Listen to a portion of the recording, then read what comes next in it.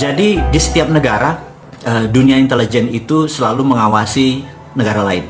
Jadi misalnya di CIA, di Langley, itu yang mengawasi kebijakan pemerintah Indonesia itu bisa lebih dari 10 doktor ilmu kebijakan ekonomi, psikologi, dan lain sebagainya. Jadi kalau ada kebijakan-kebijakan sebuah pemerintah, terutama Indonesia, dia bisa mereview.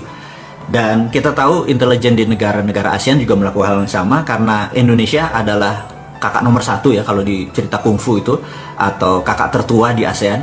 Jadi setiap kebijakan yang dilakukan oleh pemerintah Indonesia pasti dimonitor oleh negara-negara tetangga kita. Jadi saya nggak tahu apakah di Indonesia masih segitu sensitif dunia intelijennya atau dunia shadownya, apakah masih mereview kenapa Filipina kemarin menyatakan mendukung Cina bukan mendukung Amerika. Kalau krisis, kalau ada tindakan war, perang sama Amerika dengan Tiongkok, itu mereka harus orang-orang yang sensitif. Saya lihat mereka nggak terlalu sensitif gitu ya. Jadi sementara kata-kata sensitif itu kata-kata yang penting, sehingga saya harus mengingatkan sekali lagi kepada para menteri, bukan para presiden, bukan pada Pak Presiden, bahwa kepada siapapun, para menteri, Anda yang dimarahi oleh Pak Presiden, Anda punya rasa, bener nggak? Saya sarankan Anda mundur kalau Anda yang ditarget oleh Pak Presiden. Atau kalau Anda bukan yang tidak ditarget, tetapi Anda merasa Anda tidak mampu, mundur.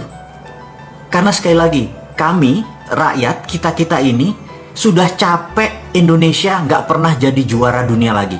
Atau nggak pernah jadi juara Liga Champion. Atau nggak pernah juara Asia. Atau antar kampung aja kita jadi nggak juara ini. Gitu. Jadi saya pikir sebaiknya kalau lagi pertandingan bola, menteri-menteri yang ditarget atau merasa dirinya tidak mampu, mundur gitu ya.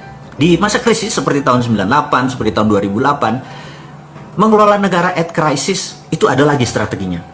Jadi itu ada extraordinary.